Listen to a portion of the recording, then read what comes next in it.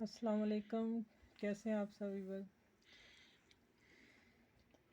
अच्छा, ये शर्ट पहले मैंने इसकी कटिंग डाली हुई है वीडियो, और उसके बाद ये मैंने इसकी स्टिचिंग की है।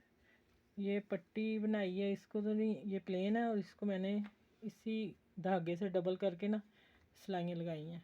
ठीक है, डबल धागा यही कलर डाल के नलकी का, और ये मैंने चेक बनाया और फिर ये मैंने लेस लगाई है। ठीक है, ये नेक गला और इतना कट दिया है।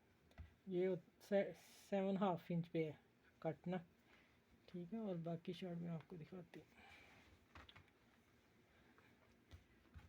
ये ये इसकी लुक सारी।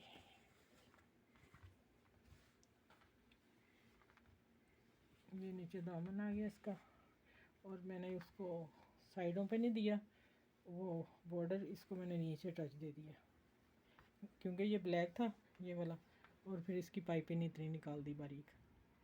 जब ब्लैक ट्राउज़र पे पड़ेगी तो वो खूबसूरत लगेगी।